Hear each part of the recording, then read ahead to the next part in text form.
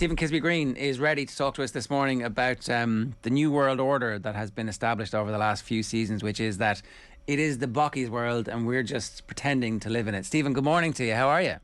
Morning, Jim. Morning, on. How's it going?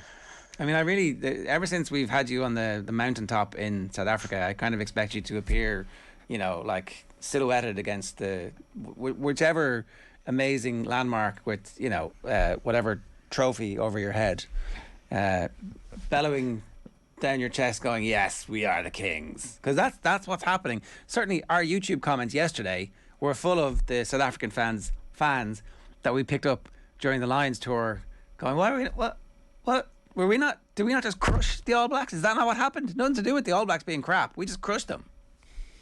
I mean, crushed might be a bit of an overstatement, I think. It was, I think, the fifth biggest scoreline that anyone's ever beaten the All Blacks by, which is impressive in and of itself, but it's only 16 points.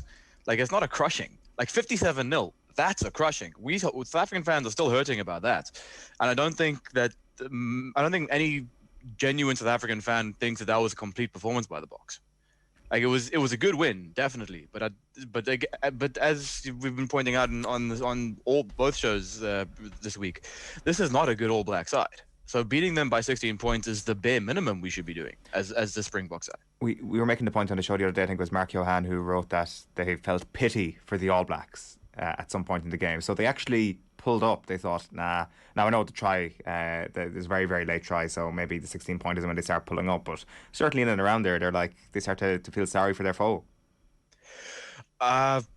Feeling sorry might be one way of putting it. I think it's more just a lack of South Africa's ability to step on the throat. Like we've shown it in Wales. We've shown it last year against Scotland as well. I mean, we couldn't beat England in Twickenham either. Great match. Like South Africa at the moment don't seem to be able to be that ruthless side that takes their chances when they're on offer. Like maybe it was, you might call it pity, but I just think it was just a little bit of inexecution, a little bit of, and like the South Africans looked like a little bit shocked that it was so easy to get into the All Black 22, so that when they did get in the 22, they just didn't finish everything off. Like especially in that first 10 minutes, there were 3 scoring opportunities, of which 2 of them were nailed on almost. Mapimpi against any other side in the world, Mapimpi up that touchline in the 6th minute would have been a guaranteed try. Geordie Barrett makes the tackle, and Mapimpi knocks it on whilst trying to push it back to in any other against any other team with a reputation that isn't the All Blacks reputation, Mapimpi wouldn't have tried that weird sort of on the floor offload. That wasn't really an offload, it was more like a placement. He would have just either A, gone into touch and trusted the line out to steal, or B, wouldn't have been able to would have been able to keep his feet in touch. So I think there's a bit of a mental barrier, particularly against the All Blacks, that it's not so much pity, it's more, why are we beating them so much in these physical areas, in these areas out wide? It was an interesting sort of mentality, I think, from the Boks. And yeah, that Caleb Clark, also it wasn't even a Caleb Clark try, it was a Shannon Frizzell. How the hell did he get back in the squad? But that try from that Caleb Clark run was more a falling asleep in the midfield defense as opposed to them actually earning that try. It was also telling to me that it happened when South Africa were down to 14 men. It was the only time they could actually break the line. Yeah.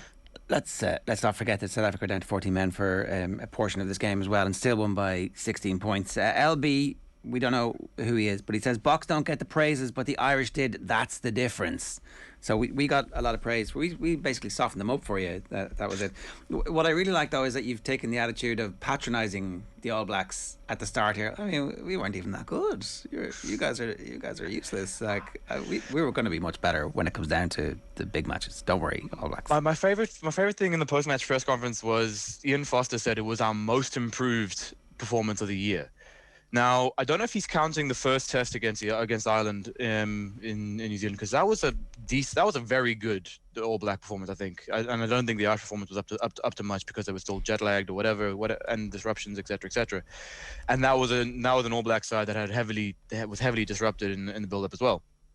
Now, if you say that a 16-point defeat to a Springbok side that has just come off a dismal series against Wales, and is still struggling to marry their ever growing game plan to actually being clinical, is your most improved performance, that is a concern if you're an All Black fan. Like if that's where you think improvement is, I would be concerned as an All Black fan. Okay, stop talking about the All Blacks. Tell us about how great you are, because that's what we're here for, right? Because I see you've obviously been watching Owen talking about everybody in the power rankings, except Kerry, and what you're doing here is like, oh look, there's other things that we need to talk about.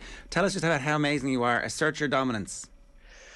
No, what I did like about Saturday was as I alluded to, the sort of more diverse nature of the South African game plan. Joe, you're one of them that love to mention, the Boks just kick all the time and it's boring rugby. Big lads up front, Big lads, yeah. That didn't happen on Saturday. Like obviously the South Africans wanted to use their physical dominance, because they're big lads. Of course they want to use physical dominance, use your strength, but they didn't, especially in the first 35 minutes. The first option was not to kick, and even when they did kick, it was always attacking kicks. It was always contestable, up in the air, chip kicks, a grubber out in front to try and find the gap. They were kicks as a last resort as opposed to a first resort, and like Mapimpi and Kurtley Arendse got the ball, I think each about 4 times in the first 25 minutes. Now think back to the Lion series, and you could probably count on one hand over the course of the 3 tests how many times the wingers got the ball that weren't via kicks, and obviously these weren't all via kicks.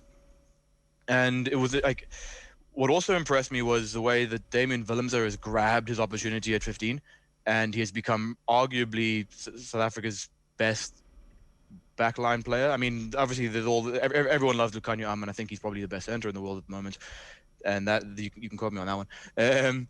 But Damian Willemse, to me, was particularly interesting. What is particularly interesting is the way that he countered the All Black kicking game. Like the All Blacks, as opposed to the South Africans who kicked for if not for touch, at least for the sidelines, and tried to force the error there. The All Blacks always kick it down the middle, and they wanted to keep ball in play as much as they can. And Willemse, the way he varied his response to that was very impressive to me.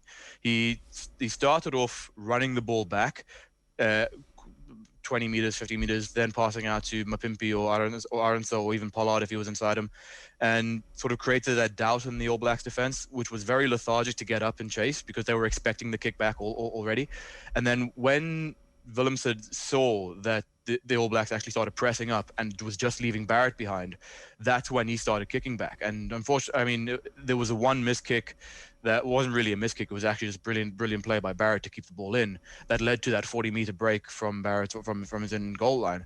But aside from that sort of brilliance, individual brilliance from Barrett, there was always that look of uncertainty in the way that the All Blacks were receiving the kicks, and that was purely because of the way that Willemse went about his business. He created that doubt in the mind because he's got that step, he's got that kick, he's got that complete performance, and it just showed how this South African side has developed a game plan that is not quite there yet, but it's on track for 2023. Who's behind that? Who's the brain power behind that? It could be a Rusty influence, but I would also, I think Sticks, the assistant coach Sticks, is probably the one that's in charge of the counter-attacking game. I've just known him as Sticks. I actually can't remember. His name has gone completely off the top of my head. But don't worry, we'll look it up. Go on. Yeah. He's the sort of brain power behind the back line and sort of what they're trying to do. Obviously, Ninabe is the head coach, and he's the one that makes the ultimate decision. He's the one that comes up with a game plan of this is when we're going to kick, this is when we're going to counterattack. But I think the confidence to play the game that Willemse wants to play is also comes from his confidence at the Stormers. but then he brings that into a Springbok environment where he's allowed to do that sort of stuff. And Sticks is probably, we see him in all the press conferences as well. He's the one that's always good for a bit of banter. He's the one that brings people up and gives that environment into the team. And I think that's where the confidence comes in. It's a healthy environment to be in, that you can make mistakes and you can try what you want to try, and it sort of stems from the coaching staff. Can we just rewind to last month, Stephen? Because we didn't really do much on South Africa. I suppose we were kind of obsessed with Ireland and New Zealand at the time, but your own battles with Wales, I hadn't quite realised until this week just kind of the negative tone that maybe prevailed after the defeat to Wales. This was a second string team. I'm just seeing here Skalkberger Senior said on Twitter, if you listen to the coach, the captain and the director of rugby of South Africa Rugby and you see how they perform, then you know somewhere there is either showboating or we are much weaker than we think we are. No structure, coaching or game skills. Sad to say, Rugby World Cup only a year away. And then Rassie Erasmus quote tweeted it being noted, Skalk, thanks for your opinion. It counts a lot. Thumbs up. Which is I love Rassie on Twitter, I'm not going to lie. Was Skalk talking out of turn there? Was he a little bit too harsh, or coming into that last weekend, was there a sense that actually South Africa had something to prove? I don't think he was talking out of turn per se. I mean, it's kind of a strange one. He was coming off the back of the sort of the 14 changes. Yeah. And how disconnected they were after making 14 changes. Now, any team, even Leinster, when they make 14 changes, they can be very disconnected at times. Now, obviously, this is a team that had only been together for 2 weeks or 3 weeks prior, and probably only trained together for a week. I wouldn't call it a B-side, because there is no such thing as you are a Springbok side. You go out there and you represent the South Africa with all your heart. There is no such thing. It's like you wouldn't call an Irish side a B side, for example, or at least you shouldn't. It's a Springbok side and should be treated with respect, which is also why I found it a little bit disrespectful that the Welsh were saying that the South Africans were being disrespectful, if that makes any sense. But anyways, yes, it does. In your typical South African arrogance era, it's like you pick a B team and somebody notices and they call you out, and you can't say it's a B team. They're still wearing our jerseys, but it is a B team. It is a B team. I mean, it's an inexperienced team, but those players were picked on form. Did they get picked? Did they get picked at the weekend? Did they? Are they playing the All Blacks? Are they playing the All Blacks in the back-to-back games? Ridley Arnson was, Jaden Henderson was, Andre Pollard was, yeah, but was. All of them were involved against. I apologize.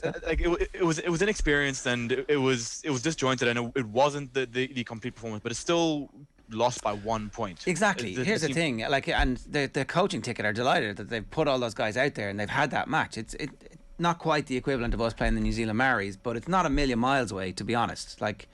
And it's what you'll see in whatever the third test that we're playing. Is it Fiji we're playing? Is our third? It's South Africa, Australia, and no, it's South Africa, Fiji, then Australia. Fiji. So in the Fiji game, you're not going to see our full strength team. You definitely won't. But sorry, to go back to Owen's point, Skulk a bit of an idiot, really. That's my question. I'm is he kind of like a complete outsider thinking like this? Because it does seem unusual to reactionary nonsense. There was quite a bit of reactionary nonsense, if you want to put it that way, to that match, and it was right. I mean, it was justified in the way that they were playing, and they did look disjointed. They didn't look like they had a set plan. There was justification to that, and I wouldn't say that they had something to prove. I mean, you always have something to prove against the All Blacks, no matter how bad their form has been coming into it. It's like, I mean, I said it for myself. Last week I didn't think South Africa were going to win, but it was reactionary nonsense to the point where there was justified. They didn't see the plan that Ninaba and Rassie had put together. Now, obviously, Rassie isn't as directly involved with the Springboks as some people might think. He's there and thereabouts, but he's also he's the director of rugby. He's probably really. We don't believe a word of it. You keep peddling that propaganda. Sure. Believe what you want. He's not there in the coaching box on match days. He's only there for. He's giving the water still. No. He's been banned from sideline duty. I see they changed the rules. Yeah. They did. Yeah. The Rassie rule. I saw somebody was giving out about apparently Sia Khaleesi was calling the water breaks, which is odd because it wasn't. It was Gardner because of World Rugby to go against Rusty Rasmus. But anyways, no, like it's reactionary. There was justification to it, but it was short-sighted and it didn't really gel with what Ninaba was looking at. And of course, South African fans, they want victories. They want good, solid performances week in, week out. They think that's the bare minimum they should get. And when a team goes out and plays as disjointedly as that against Wales, there is a bit of a reaction. Always. And then obviously they picked their strongest team, and now they're a much better squad, ready for the World Cup a year out. So I've just looked at the odds. They're 5-1 to win the World Cup, which seems ridiculous. At this stage, I would make them and France favourites. There has to be but they're not. They're nowhere near favourites. France are 5-2, New Zealand are 3-1, England are 5-1, and South Africa are 5-1. I would have South Africa way ahead of England, and I have South Africa way ahead of New Zealand. What is it because of Ireland the are fact 11-2? They've got a challenging quarter-final, maybe, but so did New Zealand. So, it doesn't make any sense for them to be on that. Sorry, what side of the draw? They're going to play Ireland or France in the quarter-final. Is that right? No, they're going to play New Zealand or France. New Zealand or France. Okay. And Ireland are going to play New Zealand or France. But then the semi-final will be either probably Australia or England for one of them, and then so basically theoretically Ireland and South Africa can meet in the final, or Ireland and New Zealand can meet in the final, or Ireland and France or South Africa and France can meet in the final. So basically whoever plays in the quarterfinals. So give me South Africa's path to the final. Likely at this. Assume you beat Ireland in the group stages, right? Yeah. Assuming we beat Ireland in the group stages, and assuming that France lose to New Zealand, then South Africa. Let's assume France win. Okay, assuming France win, then South Africa will play New Zealand, and then likely either Australia, Argentina, or England, depending on where they finish in the group. England in the semi-final. Yeah. And then New Zealand, England, and then Ireland in the final. I don't think that's how it'll go. I think it'll be the winner of. They're playing basically the winner of C versus the runner-up of D, which will be Japan or Argentina, who'll come second to England in the pool, versus Wales or Australia, whoever tops that pool. That's Wales or Australia. Wales or Australia, I suspect, will be actually after they play the All Blacks. Okay, so All Blacks, Wales, and then Ireland in the final. That's a handy World Cup for you, isn't it? Very easy. They'll have already beaten Ireland in the pool stage as well by 60 points. No, I think you're underselling Ireland there a bit. I said to Mick on PM last week that I guarantee. Well, I can't guarantee. I'm fairly confident that Ireland will beat. South Africa will beat Ireland in November this year. But I've got absolutely no idea how the teams are going to play in a year's time. Do you have off the top of your head what is the power ranking in World Rugby right now? Do the World Rankings? I presume the World Rankings don't represent it. I presume you don't think Ireland are the best team in the world right now. Well, the World Rankings have never represented anything that actually makes any sense. That's offensive to our entire nation, Stephen. We live and die by the World Rankings here. I think realistically speaking, France are on top, and then South Africa, then Ireland, then. South Africa are on top. South Africa are on top. They're the best team in the world. They're the world champions. They've got a massive bonus of the confidence that comes from that. They've beaten the Lions. France, okay, Grant, you've just been really good that one time. Great. But that one time, what one time are you referring to? The fact that they haven't lost a match in 10 games? Well, I mean, for one season, they've reached a peak, which is really good for them, and it's I'm sure French rugby feels great about it. But South Africa are better than France at the moment because they've done it on the world stage. What makes me say that France are above South Africa at the moment, right this minute, is form, current form. Now, obviously, by the end of the year, I might change my mind, and we might see something different. But South Africa have shown that they're not the finished product yet. And France has put out basically 3 completely different levels of teams and beaten everyone that's come against them. They've played a B team in Australia last year and won the series. They played a C team in Japan this year and won the series. Granted, it was dismal performances from them, but they still won. and then they've won a Grand Slam in Six Nations. Like they are the current form team. Okay, it's one and 1A, I would argue, and then after that it's Ireland, England.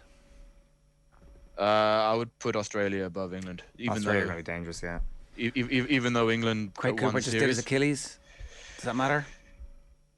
Yeah, without Cooper, without Hooper as well. We don't know when we don't know when he will be coming back. But the All Blacks are 6 is what we're saying here, is it?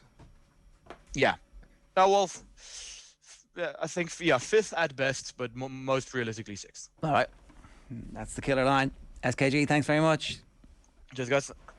8:40 this morning here on OTB AM. If you want to get in touch with us, we'd love to hear from you.